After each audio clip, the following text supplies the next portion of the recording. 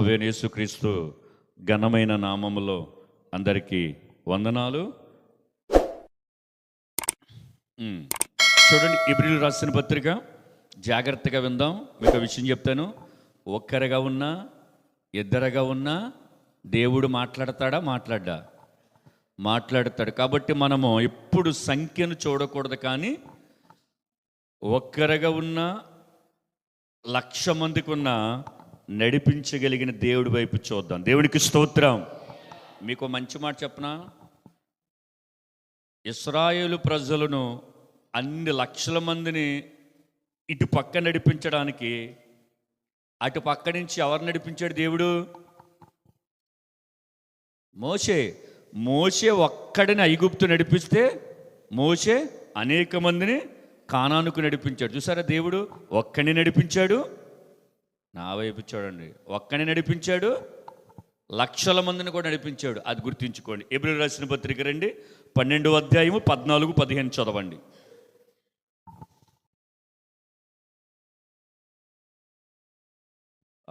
అందరితో సమాధానమును పరిశుద్ధతయు కలిగి ఉండుటకు ప్రయత్నించండి. అదొకటి. రెండవది, పరిశుద్ధత లేకుండాను ఎవ్వడును ప్రభువును చూడడు. 2, మీలో ఎవడైనను దేవుని కృప పొందకుండా తప్పిపోమునేమో అని అదొకటి. చేదైన వేరు ఏదైనా మీలో మొలిచి కల్లవరపరచుట వలన అనేకులు అపవిత్రులై. నా వైపు చూడండి, మీకు అర్థమయ్యేలాగా చక్కగా దేవుడి వాక్యమును మనము వింటున్నప్పుడు ఎలాగ వినాలంటే, మన జీవితంలో విలువైనవి చాలా ఉంటాయి. మనిషికి ఇంకా విలువైనది ప్రాణం. నేను అంటాను, ఈ ప్రాణము కొన ఊపిరితో ఉన్నప్పుడు, కుటిమిటలాడుతున్నప్పుడు కూడా భక్తులు వాక్యము కొరకు తహతహలాడారు. దేవునికి స్తోత్రం. హల్లెలూయా. వాక్యము వెంటనే వారి జీవితంలో ప్రాముఖ్యంగా వారు జీవించారు. ఎందుకంటే దావీదు మహారాజు ఏమంటాడు చెప్పనా? ఏమంటాడు? నీ వాక్యం లేకపోతే నేను చెప్పాలి. ఏదని తెలితే గట్టిగా చెప్పండి. నీ వాక్యమే నన్ను బ్రతికిస్తుంది. దావీదుకి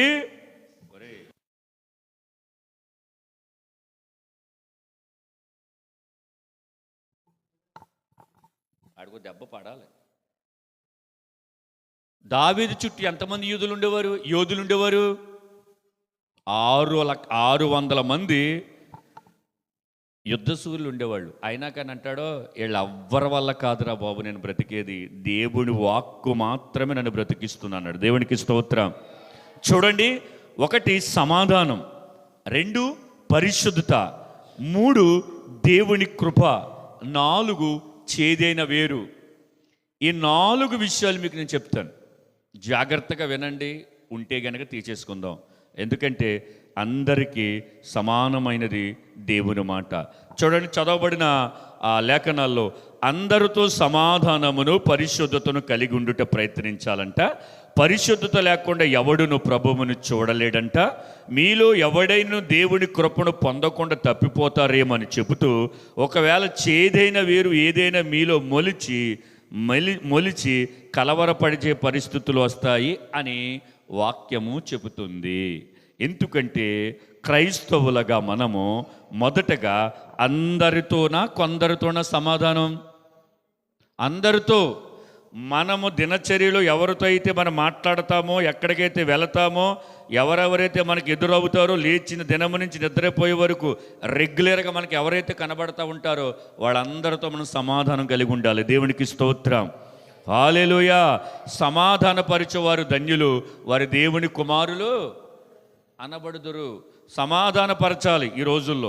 కానీ సమాధానంగా ఉన్నవారిని అసమాధానంగా చేసేవాళ్ళు లేరా? ఉన్నారు. సమాధానంగా బ్రతికే వాళ్ళని, చక్కగా బ్రతికే వాళ్ళని, కుటుంబాలను సమాధానం లేకుండా చేసే వ్యక్తులు లేరా? ఉన్నారు. వీళ్ళు ఎవరంటే చేదైన వేరు వారిలో మొలిచి అనేకులను అపవిత్రపరిచే బ్రతుకాలదే. అందుకే ఇబ్రీ గ్రంథకర్త అంటున్నాడు, మీరందరితో సమాధానం కలిగి ఉండండి. ఎలాంటి సమాధానం? కీర్తన గ్రంథానికి రండి ఒకసారి, 28 చదవండి ఒకసారి. 28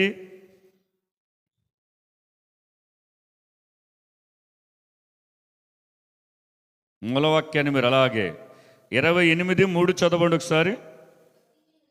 భక్తిహీనులను పాపము చేయువారిని నీవు లాగువేయినట్టు నన్ను లాగువేయకుము.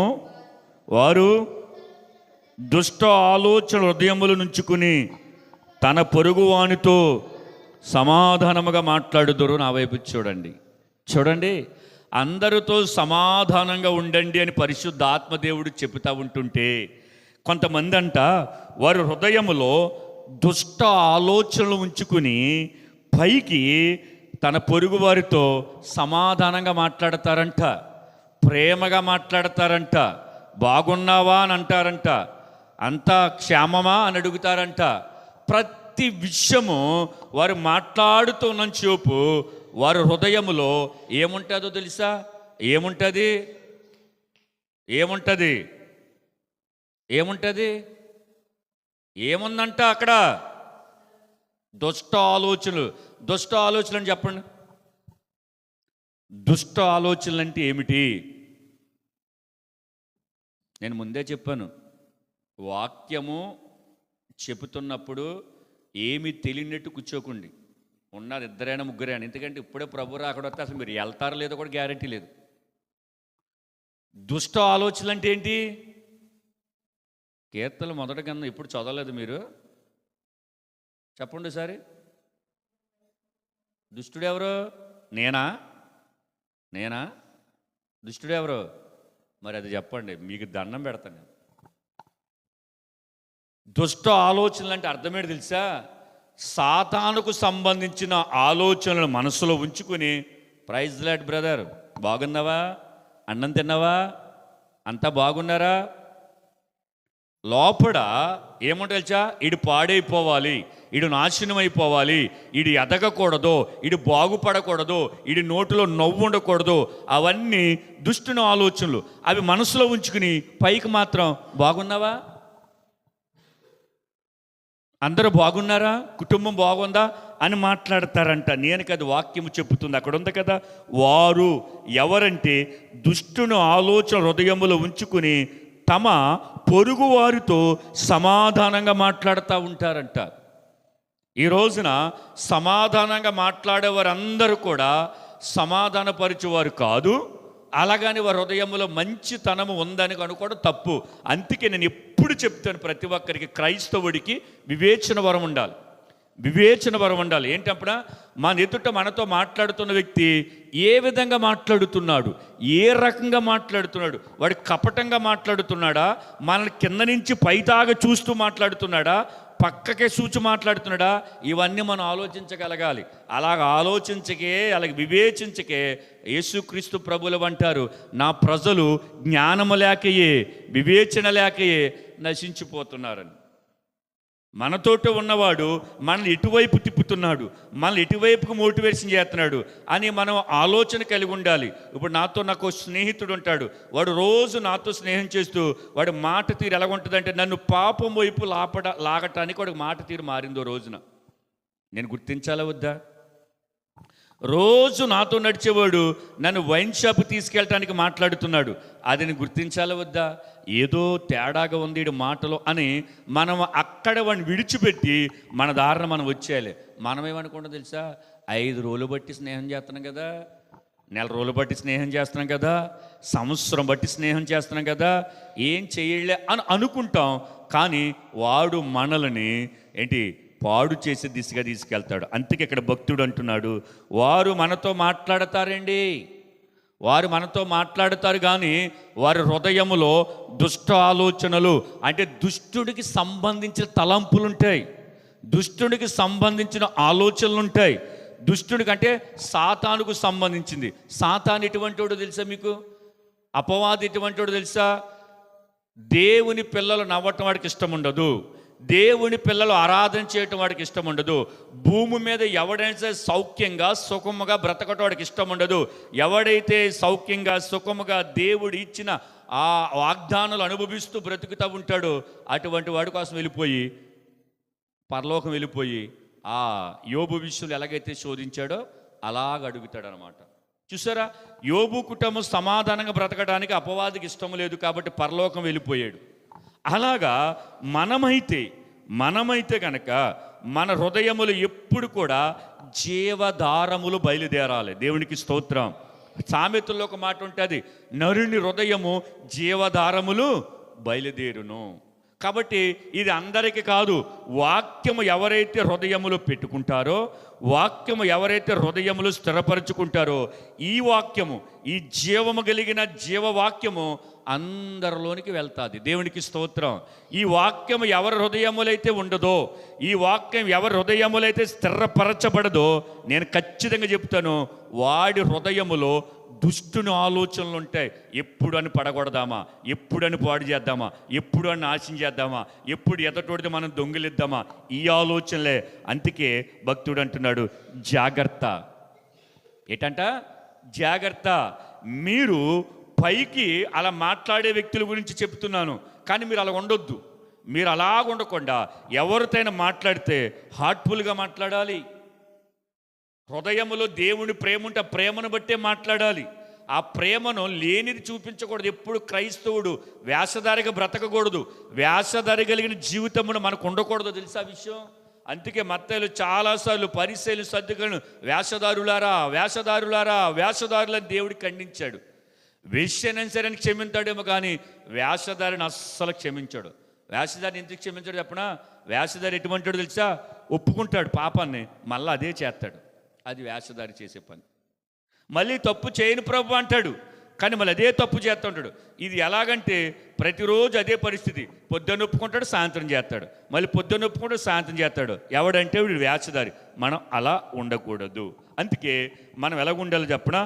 మన హృదయములో దేవుడి వాక్యమును స్థిరపరుచుకోవాలి. దేవునికి స్తోత్రం. హల్లెలూయా. మరొకటి చూడండి, 2 దినవృత్తాంతాల గ్రంథానికి రండి. 2 దినవృత్తాంతముల గ్రంథం 15వ అధ్యాయం చదవండి 5. ఆ కాలములలో దేశముల కాపురస్తులందరిలో గొప్ప కల్లోలములు కలిగెను గనుక తమ పనిపాటలను చక్క పెట్టుకునుటకై తిరుగువారికి సమాధానము లేకుండాను. నా వైపు చూడండి. ఇక్కడ మనము అధ్యాయమంతా చదువుకుంటే కనుక ఏంటి, యుద్ధానికి శత్రువులు వచ్చినప్పుడు ఆశ ప్రార్థన చేస్తూ ఉంటాడు, అయ్యా మాకు ఈ సైన్యాన్ని జయించగలిగే శక్తి మాకు లేదు అని ఆ ప్రార్థన చేస్తూ చేస్తూ చేస్తూ మొత్తం మీద అలా కిందకు వచ్చేటప్పటికి ఇక్కడ చాలామంది ఏం చేస్తున్నారంటే తెలుసా, ఆ కాలములో దేశములో కాపురస్తులు అందరిలో గొప్ప కల్లోలము కలిగను గనుక తమ పనిపాటలు చక్క పెట్టుకున్నట్టుకి తిరుగు వారికి సమాధానము లేకుండా ఉండెను. చూడండి, సమాధానము కలిగి ఉండండి అందరితో అన్నప్పుడు ఎవరికి సమాధానం ఉండదంటే, ఎవరైతే దేవుడు పనిని విడిచి దేవుడి చిత్తముని విడిచి నాకంటూ దేవుడు ఒక పని అప్పగించాడు. ఏం పని? ప్రార్థన చేయాలి, పరిచర్య చేయాలి, దేవుని కొరకు బ్రతకాలి, వాక్యము చదవాలి. అసలు క్రైస్తవుడుగా పిలవబడిన తర్వాత ప్రతి ఒక్కరికి దేవుడు పని అప్పగించాడు. ప్రార్థన పరిచర్య ఉంది, విధవరాల పరిచర్య ఉంది, లేని వారిని చూడాలి, దిక్కు లేని వారిని పరామర్శించాలి, తండ్రి లేని వారిని ఆదుకోవాలి. యాకోబు ఇంకా లోతుగా డెత్తకిల్లంటాడు, అసలు నీ బతుకులో నిజమైన భక్తి అంటే ఏంటో తెలుసా అని ఏమంటాడంటే, విధవరాలను తండ్రి లేని వారిని కరుణించుటే నిజమైన భక్తి. ఒకసారి చూడండి, యాకోబు పత్రిక రండి. అది సంబంధం లేదు కానీ సార్ మీకు చూపిస్తాను, మీకు దొరికేస్తే చదవండి.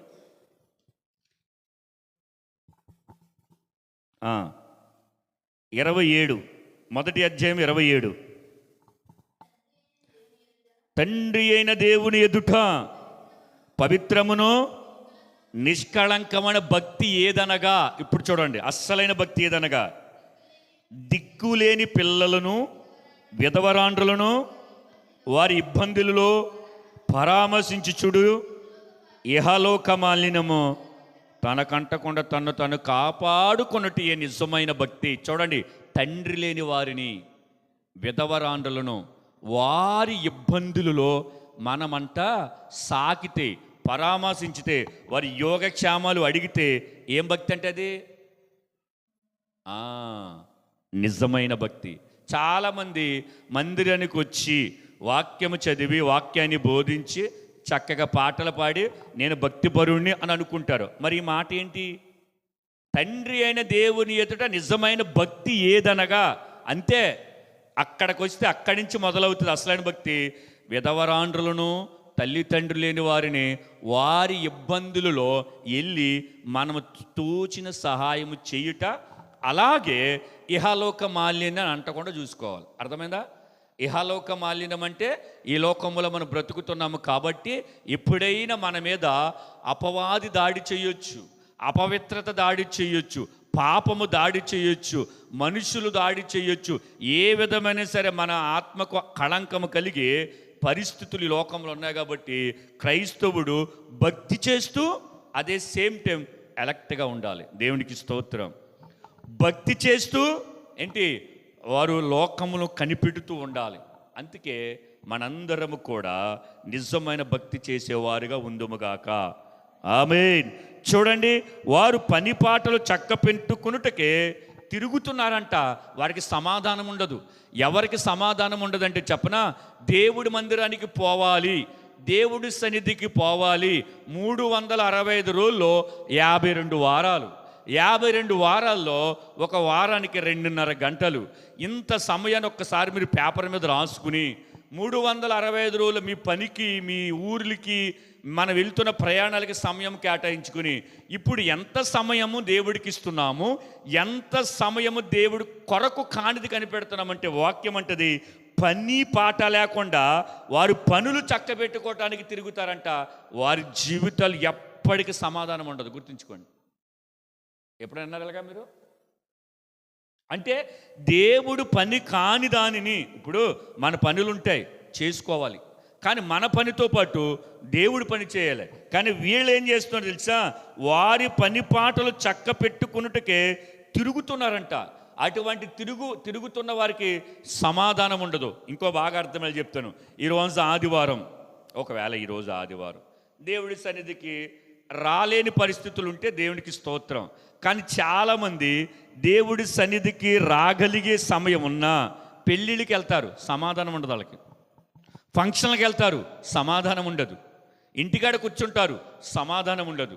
చూడండి, దేవుడు మందిరమునకు, దేవుడి యొక్క చిత్తములోనికి మనం రావటానికి మన పనులన్నిటిని పక్కన పెట్టి మందిరానికి రావాలి. కానీ మనం ఏం చేస్తామని చెప్పనా? మనం దేవుడి పనిని పక్కన పెట్టి మన పనులు చక్కబెట్టుకొని అని అనుకుంటాం. ఈరోజు పని అయ్యిందిరా, మందిరానికి వెళ్ళకపోతాం వల్ల అని అనుకుంటాం అంతే. ఆ తర్వాత వచ్చే ఆ సమస్య, ఆ తర్వాత వచ్చే అసమాధానం మన కుటుంబాల్లో తీరని శోకాన్ని కలిగిస్తుంది. అది గుర్తుంచుకోండి. అందుకే మనం ఎప్పుడు కూడా మన పనులు ఎలాగైతే చక్కబెట్టుకుంటామో అలాగే దేవుడి మందిరానికి, దేవుడి పరిచర్యకి, వ్యక్తిగత ప్రార్థనకి, వాక్య ధ్యానానికి, సువార్త పరిచర్యకి ఖచ్చితంగా దేవుడి కొరకు ఏ పని అయితే మన ముందుకు వచ్చి అవకాశాన్ని మనకు కలిగిస్తాడో దేవుడు, ఆ అవకాశాన్ని మనం ఉపయోగించుకోవాలి. అంతేగాని అవకాశాన్ని పక్కన పెట్టి అవకాశం ఉన్న చేయకుండా మనం ఏదైతే సొంత పని చేస్తామో ఆ సొంత పని పాటల వల్ల మనకి సమాధానం ఉంటుందా? ఉంది అక్కడ. నేను చెప్పాను వాక్యం ఏముంది అక్కడ, ఇంకోసారి చదవండి.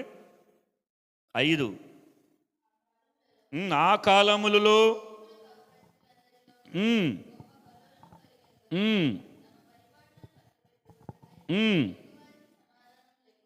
తిరుగువారికి యుద్ధం జరుగుతున్నప్పుడు వారు ఏం చేయాలి? యుద్ధము జరుగుతున్నప్పుడు దేవుడి సహాయాన్ని పొందుకోవాలి, ప్రార్థన చెయ్యాలి. వారు ఏం చేస్తున్నారు? వారి పని పాటలు చక్కబెట్టుకోవడానికి వారికి ఒక కల్లోలం కలిగింది, కలవరం కలిగింది. వారికి భయమేసేసి అయ్యి బాబోయ్ ఇంక యుద్ధం, వారు వచ్చారంటే మమ్మల్ని పట్టుకెళ్ళిపోతారని వాళ్ళు చక్కబెట్టుకుంటున్నారు. అటు ఇటు వెళ్ళిపోవటానికి ప్రయత్నం చేస్తున్నారేమో. కానీ మనకు కూడా క్రైస్తవుడికి కొన్ని సందర్భములో కల్లోల లాంటి శ్రమలు వస్తాయి, ఇరుకులు వస్తాయి, ఇబ్బందులు వస్తాయి, తుఫాను వంటి శ్రమలు వస్తాయి. ఎందుకు వచ్చిందో తెలియదు, ఎందుకు అణిగిపోయిందో తెలియదు. కానీ అటువంటి పరిస్థితుల్లో తుఫాను వస్తుంది కదా, శ్రమ వస్తుంది కదా, మనకి కష్టం వస్తుంది కదని ఆ కష్టానికి పరిస్థితులకి ప్రత్యేకమైన మార్గాలు నెతకూడదు. మనం ఏం చేయాలి చెప్పనా? వెంటనే వెళ్ళిపోయి దేవుడి పాదాల దగ్గర పడిపోవాలి. దేవునికి స్తోత్రం. ఎందుకంటే సమాధానకర్తయగు యేసుక్రీస్తు వైపు చూచుచు మన ముందుంచబడిన పరుగు పందెములో ఓపికతో పరిగెత్తాలి. దేవునికి స్తోత్రం. అర్థమవుతుంది నా మాటలు? అంటే దేవుడు పని కాని పని నువ్వు కనుక చక్కబెట్టుకుంటే వాక్యం అంటుంది సమాధానం ఉండదు వాళ్ళకి. నువ్వు దేవుడు పని చేయి, నువ్వు ఏ పని చేసినా సమాధానంగా ఉంటుంది. దేవుని కొరకు సమయాన్ని కేటాయించు, నువ్వు ఎక్కడికెళ్ళి నీకు విజయం వస్తుంది. వెంటనే రాకపోయినా ఆ తర్వాత ఆయన అనుకున్న సమయానికి ఊహించని విధంగా మనకి జయం వస్తుందని వాక్యం చెబుతుంది. దేవునికి స్తోత్రం. మనుష్యుడు అడిగిన వెంటనే దేవుడు ఇయ్యగలడు, అది గుర్తుంచుకోండి. మనుష్యుడు అడిగిన వెంటనే దేవుడు ఇయ్యగలడు, కానీ మనుష్యుడు దాని విలువ గుర్తించడు. అందుకే దేవుడు ఏం చేస్తాడు చెప్పనా? వీడికి ఎలాగైనా ఇస్తాను, వీడు అడిగాడు కానీ నేను వీడు అడిగిన దానికంటే ఊహించని విధముగా ఇస్తాను అని దేవుడు ఆలస్యం చేస్తాడే తప్ప అలక్ష్యము చేయడు. దేవునికి స్తోత్రం. దేవుడు అసలు నిర్లక్ష్యం చేయడు. ఎందుకో తెలుసా? ఆయన సర్వ శరీరాలు ప్రార్థన చేస్తే ఆయన చెవియొగ్గి ఆలకిస్తాడంట. తెలుసా? ఆయన ఎప్పుడు కూడా, నా సొంత మాటలో చెప్పాలంటే, ఆయన పరలోకంలోనే ఉంటాడు కానీ ఆయన మనసంతా ఇక్కడే ఉంటుంది. దేవునికి స్తోత్రం. ఉంటుందా? ఏమన్నాడు సొలొమోను? మందిరము ఓపెనింగ్ చేసేటప్పుడు ఏమన్నాడు? ఈ మందిరము నా పేరు పెట్టబడుతుంది. ఈ మందిరంలో ఏముంటుంది అన్నాడు దేవుడు? నా మనసు ఉంటుంది. ఈ మందిరముతో ఎవరు ప్రార్థన చేసినా వారు క్షమించబడతారంటే, అంటే చూడండి, దేవుడు పరలోకములో ఉన్నాడు కానీ ఆయన మనసు ఎక్కడుంది? మందిరములో ఉంది. దేవుడు పరలోకములో ఉన్నాడు, ఆయన మనస్సు మందిరములో ఉంది. ఆయనకి ఇష్టమైన వ్యక్తులు మటుకు లోకములో ఉన్నారు. అర్థమవుతుంది మీకు? ఆయన మనసులో లేరు. మనుషులు ఒక్కొక్కరు మనసులో ఉండాలని ఇష్టపడుతూ ఉంటారు. అమ్మాయి అబ్బాయి మనసులో, వాడి మనసులో ఒక స్థానం ఏంటంటే చోటు ఉంటే చాలు, వాడి మనసులో నేను ఉంటే చాలు అని అనుకుంటారు.